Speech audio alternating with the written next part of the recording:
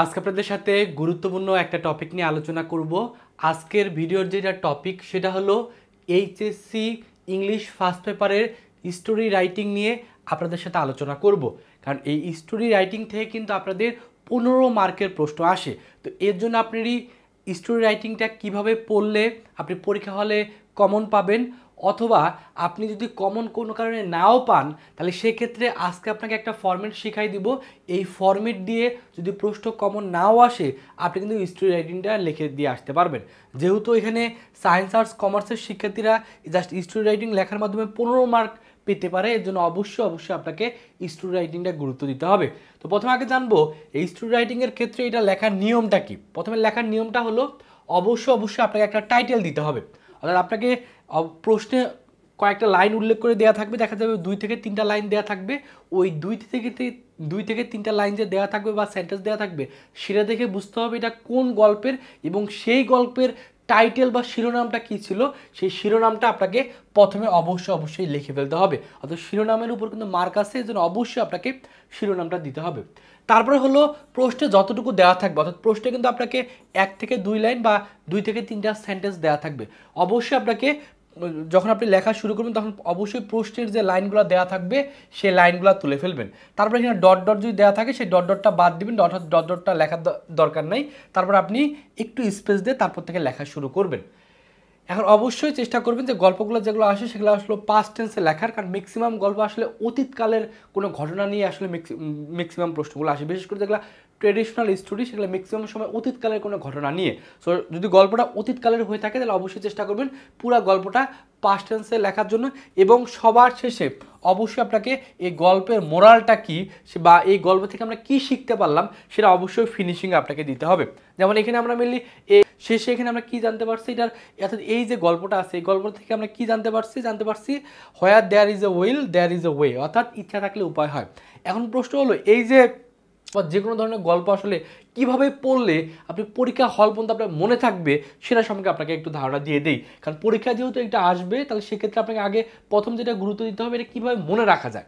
মনে রাখার জন্য যেটা নিয়মটা হলো যে আপনাকে উচিত হলো পুরো গল্পটা একটা পয়েন্ট বাই পয়েন্ট আপনাকে মনে রাখা। কারণ আপনি যদি গতানুগতিকভাবে নিয়ম মুখস্থ করতে চান তাহলে দেখবেন যে পরীক্ষা হলে যে সেভাবে মনে আসতেছে না। বাট আপনি যদি পয়েন্ট আকারে মনে রাখেন, চিত্রর সাথে সামঞ্জস্য রেখে পয়েন্ট আকারে মনে রাখতে পারেন, তাহলে দেখবেন যে পুরো গল্পটা আপনার মাথায় থাকবে আর এবং পরীক্ষা হলে যে আপনি লিখতে পারবেন। কারণ দেখবেন যে আপনি যখন একটা মুভি দেখেন সেই মুভিটা কিন্তু আপনার অনেক দিন মাথায় থাকে। সো এর জন্য আপনাকে চিন্তা ভাবনা করতে হবে মুভির মতো চিত্র আকারে জিনিসটাকে মনে রাখা। যেমন যেহেতু এখানে আমরা একটা তৃষ্ণার্ত কাকের গল্প নিয়ে আমরা শিখতেছি, তাহলে প্রথমে এটা কিন্তু আমরা ছোটোবেলা থেকে শিখে আসছি এবং সাধারণত দেখা যায় গতানুগতিক যে আমরা যেগুলো শিখে আসছি সেগুলো পরীক্ষা আসে। তো সেখানে কি ছিল, একটা তৃষ্ণার্ত কাক ছিল, সেই তৃষ্ণার্ত কাক কী করতেছিল, সে এক স্থান থেকে অন্য স্থানে উড়ে বেড়াচ্ছিল। আপনি চিত্রটা দেখেন আর একটু জিনিসটার সাথে রিলেটেড করেন। সে লম্বা গলাযুক্ত একটি পাত্র খুঁজে পেল এবং যার তলদেশে অল্প কিছু পানি ছিল, অর্থাৎ একটি সে কলসি খুঁজে পেয়েছিল। সেই কলসিটার পানি ছিল একবার নিচের দিকে, অর্থাৎ উপর দিকে সে কাকটা পানি খাওয়ার চেষ্টা করতেছিল বাট পানি পাচ্ছিল না। পাত্রটি মুখটি সরু ছিল তাই কাকটি পানি পান করতে পারতেছিল না। তারপর সে কি দেখলো, সেই কলসির পাশ দিয়ে কী ছিল, কিছু পাথর ছিল। সেই কলসির সে পাশে পাত্রের পাশে সে কিছু নুড়ি পাথর দেখতে পেলো। তারপর সে কী করলো, সেই পাথরগুলো মুখে করে জাস্ট কলসির ভিতরে ফেলা শুরু করলো। তো সে এক এক করে নুড়ি পাথরগুলো পাত্রের মধ্যে ফেলতে লাগলো। তো যখনই পাত্রের ভিতরে নুড়ি পাথরগুলো ফেলতে লাগলো তখন পানিগুলো আস্তে আস্তে কী করলো, উপর দিকে চলে আসলো। পানির স্তর বাড়তে লাগলো, পানির স্তর আস্তে আস্তে উপর দিকে চলে আসলো এবং ফলে কী হলো, সে পেট ভরে পানি পান করলো। পানি পান করার পর সে উড়ে চলে গেলো। তাহলে দেখেন এই যে গল্পটা আমরা পড়লাম, এই গল্পটা যদি আমরা এই চিত্রর সাথে রিলেটেড করে পড়তে পারি তাহলে সেক্ষেত্রে কিন্তু গল্পটা মনে থাকবে। এবং আমি যখন আপনাদের মতো আজ থেকে 6 থেকে 7 বছর আগে আপনাদের মতো এই এইচএসসি পরীক্ষায় বসছিলাম তখন কিন্তু আমি চেষ্টা করতাম এই গল্পগুলোকে চিত্র নিজে খাতায় নিজের মতো একটা চিত্র আঁকা। অর্থাৎ এখানে একটা কাক ছিল, কাকের একটা চিত্র আঁকতাম, তারপর সেই ধরেন এভাবে চিত্র রেখে রাখতাম, তারপর কাকটা একটা কলসি এভাবে আমি জাস্ট গল্প আকারে একটা ছোট্ট একটা পেজের ভিতরে জাস্ট ওই চিত্রগুলো রেখে রাখতাম। এবং তারপরে আমি ওই বাংলা কথাগুলো মনে রাখতাম এবং তার সাথে ইংরেজি যে ওয়ার্ডগুলো আছে সেই ইংরেজি ওয়ার্ডগুলোর কি ওয়ার্ডগুলো আছে, ইংরেজি যে বাক্যগুলো আছে বাক্যগুলোর কি বাক্যগুলো মনে রাখতাম। এতে করে কিন্তু পরবর্তীতে পরীক্ষা আসলে আমি কিন্তু সুন্দরভাবে বানিয়েও লিখতে পারতাম। এই জন্য আপনার উচিত হবে প্রথমে আগে সেই চিত্রটা বা গল্পটা চিত্র আকারে মনে রাখার চেষ্টা করা, বা বাংলা আকারে বা বাংলা অর্থ আকারে মনে রাখার চেষ্টা করো, তারপরে ইংরেজি যে বাক্যগুলো আছে তার কী বাক্যগুলো মনে রাখা, তাহলে সেক্ষেত্রে আপনি গল্পটা সুন্দরভাবে লিখতে পারবেন এবং এখানে কিন্তু সর্বোচ্চ মার্ক তুলতে পারবেন। এভাবেই উচিত হলো আপনি যেই স্টোরি পড়েন না কেন, আপনি 5টা 10টা 20টা যতগুলো আপনি পড়েন না কেন আপনি এভাবে পড়ার চেষ্টা করবেন, তাহলে সেক্ষেত্রে পরীক্ষা হলে প্রশ্ন আসলে আপনি উত্তর করতে পারবেন। অর্থাৎ প্রশ্ন আসলে কীভাবে উত্তর করা উচিত বা কীভাবে আপনি মনে থাকতে পারবেন সেটা আপনি বলে দিলাম। এখন প্রশ্ন হলো যে আপনি পড়লেন, পড়ার পরেও কোনো কারণে এমন একটা আনকমন প্রশ্ন দিয়ে দিল বা আনকমন আপনাকে স্টোরি রাইটিং কমপ্লিট করতে বললো যেটা আপনি কখনোই পড়েন নাই, তাহলে সেক্ষেত্রে আপনি কি করবেন?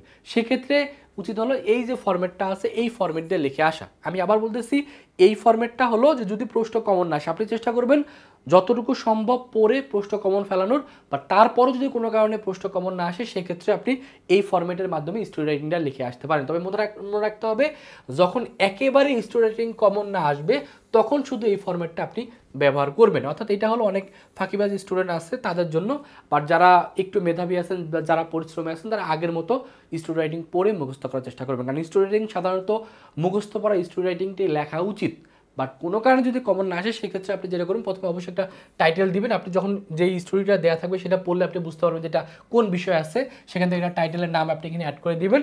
তার প্রশ্নে যা দেওয়া থাকবে সেই প্রশ্নের লাইনগুলো আগে এখানে তুলে দিবেন, তারপরে মেনলি এই জিনিসগুলো লিখবেন। লেখার পরে এই সম্পূর্ণটুকু যেখানে যা আছে সম্পূর্ণটুকু অ্যাড করে দিয়ে জাস্ট এইখানে যে স্টোরি নেম, অর্থাৎ আপনি যে স্টোরি নেমটা দিলেন সেই স্টোরি নেমটা এখানে জাস্ট অ্যাড করে দিবেন।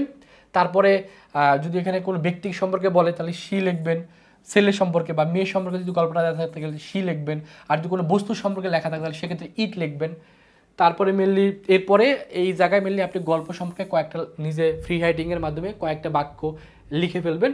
লেখার পর শেষে আপনি এই ফিনিশিংটা এইভাবে দিবেন এবং শেষে মোরালটা দিবেন যে we learn from this story, ওই স্টোরির গল্পের যে মোরাল যেটা আছে সেই মোরালটা এখানে লিখে ফেলবেন। আশা করি এইভাবে যদি আপনি লিখতে পারেন তাহলে সেই ক্ষেত্রেও ন্যূনতম একটা মার্ক আপনি অবশ্যই পাবেন। তবে আগের নিয়মে লেখাটা সবচেয়ে বেশি বুদ্ধিমানের কাজ, বা আগের নিয়মে করলে আপনি ফুল মার্ক পাবেন। আর এভাবে লিখলে হয়তো ফুল মার্ক পাবেন না, বাট টিচাররা বোর্ড পরীক্ষায় এভাবে লিখলে সাধারণত মার্ক আপনাকে দেয়। তবে এই টাইপের এইভাবে ফরম্যাটটা আসলে কলেজে লেখার চেষ্টা করবেন না, কারণ কলেজে লিখলে দেখা যায় মার্ক দেওয়া চায় না স্টুডেন্ট, টিচাররা সাধারণত মার্ক দিতে চায় না। বাট বোর্ড পরীক্ষায় লিখলে, কারণ বোর্ড পরীক্ষায় যেহেতু টিচাররা অনেক নমনীয়ভাবে খাতা দেখে, সেক্ষেত্রে আপনি এইভাবে লিখলেও আপনি একটা মার্ক পাবেন। অর্থাৎ মানে খাতা ফাঁকা না রেখে আপনি যদি লিখে দিয়ে আসতে পারেন তাহলে সেক্ষেত্রে মার্ক পাবেন। আর যদি আপনি একবার কমন আসে দেখে আপনি না লিখে, তাহলে সেক্ষেত্রে তো সেখানে জিরো পাচ্ছেন। তো জিরো পাওয়া মানে জিরোর থেকে আপনি অন্তত এটা লিখে আসলে আপনি একটা ন্যূনতম একটা মার্ক পাবেন। সো আপনি এটা অবশ্যই একটা স্ক্রিনশট নিয়ে নেন এবং আপনি চেষ্টা করবেন এইভাবে লেখার জন্য। এখন প্রশ্ন হলো যে এখন এই স্টোরি রাইটিং আসলে কতগুলো পড়া উচিত কমন পাওয়ার জন্য। আমি এখানে মেনলি স্টোরি রাইটিংয়ের জন্য যেগুলো পড়ার দরকার তারা আমি এখানে একটা সাজেশন দিয়ে দিছি, এই সাজেশনগুলো একটু ফলো করবেন। টোটাল 15টা দেওয়া আছে, এই 15টা অবশ্যই পড়বেন। আর আপনার নিজ বোর্ডের লাস্ট বার যেটা আসছে সেটা বাদ দিয়ে বাকি যেগুলো আছে সেগুলো যদি এর ভিতরে ম্যাক্সিমামগুলো আছে এগুলো ম্যাক্সিমাম সময় কমন চলে আসে। সো এই যে স্টোরি রাইটিংগুলো আছে এগুলো শেষ মুহূর্তে অবশ্যই পড়বেন। আর একটা অ্যানাউন্সমেন্ট দিয়ে দিই, আপনারা অনেকে আমরা ক্লাস করতেছেন, আমার ক্লাস অনেকেরই ভালো লাগে। সো যাদের আমার ক্লাস ভালো লাগে, যারা চাচ্ছেন আপনাদের বোর্ড পরীক্ষার পরে মেনলি অ্যাডমিশন জার্নিটা আমাদের সাথে করা, কারণ আমরা প্রতি বছরই কিন্তু এই ভার্সিটি গুচ্ছ টার্গেট কোর্স আমরা করাই, অর্থাৎ অ্যাডমিশনের কোর্স করে আপনি অনলাইনে ঘরে বসে অল্প টাকার ভিতরে ঘরে বসেই অ্যাডমিশনের কিন্তু কোর্স করতে পারেন। কারণ অনলাইনে ক্লাস করলে আপনি এখানে যেখানে যে সার্ভিসগুলো পাবেন আপনি অনলাইনে ক্লাস করতে পারবেন। অনলাইনে যত ধরনের ম্যাটেরিয়ালস আছে বা বইয়ের পিডিএফ আছে সব কিছু আপনি এখানে পেয়ে যাবেন এবং এটা খুবই কম টাকায় পাবেন। মাত্র 2000 টাকা দিয়ে আপনি পুরো 6 মাস এখানে অনলাইনে ক্লাস করতে পারবেন। যদিও 2000 টাকা, তবে এখন আমাদের প্রি বুকিং চলতেছে। আপনি যদি প্রি বুকিংয়ে ভর্তি হন তাহলে সেক্ষেত্রে যেটা বেনিফিট, আপনি ডিসকাউন্টে ভর্তি হতে পারবেন। অর্থাৎ 2000 টাকার কোর্সটা আপনি এখন যদি ভর্তি হন তাহলে আপনি 1500 টাকা দিয়ে ভর্তি হতে পারবেন। অর্থাৎ এখন প্রি বুকিং করার জন্য আপনাকে যেটা করতে হবে, এই যে নাম্বারটা আছে এই নাম্বারে মাত্র 500 টাকা এই নাম্বারে বিকাশে বা নগদে পাঠিয়ে এই নাম্বারে কল দিবেন, অথবা এই নাম্বারে হোয়াটসঅ্যাপে নক করলে আপনাকে একটা প্রি বুকিং ফর্ম দেওয়া হবে। সেই ফর্মটা আপনি ফিল আপ করে রাখবেন। আপনাদের এই বোর্ড পরীক্ষার পরে মেনলি ক্লাস শুরু হবে, তখন আপনাকে আমাদের গ্রুপে যুক্ত করে আপনি সেখানে রুটিন অনুযায়ী অ্যাডমিশনের জার্নিটা কিন্তু আমাদের সাথে করতে পারেন। অর্থাৎ তখন আপনাকে বাদবাকি 1000 টাকা দিয়ে, অর্থাৎ 1500 টাকা দিয়ে আপনাকে সম্পূর্ণ কোর্সটা আপনি করতে পারবেন। অর্থাৎ 1500 টাকা দিয়ে কোর্স করতে হবে, বাকি আর একটা টাকাও লাগবে না। তবে কেউ যদি মনে করেন না আপনি আমাদের এই বোর্ড পরীক্ষার পরে মেনলি ভর্তি হবেন, সেটাও ভর্তি হতে পারেন। তবে তখন আপনাকে 2000 টাকা দিয়ে ভর্তি হতে হবে। তখন আপনাকে এই যে নাম্বারটা আছে এই নাম্বারে কল দিতে হবে, অথবা এই নাম্বারে হোয়াটসঅ্যাপে নক করলে আপনি বোর্ড পরীক্ষার পরেও চাইলে ভর্তি হতে পারেন। এই জন্য যারা অ্যাডমিশন অনলাইনে অ্যাডমিশন কোর্স করবেন তারা অবশ্যই এই নাম্বারটা নোট করে রাখেন। অ্যাডমিশনের সময় আমাদের সাথে অবশ্যই যোগাযোগ করবেন।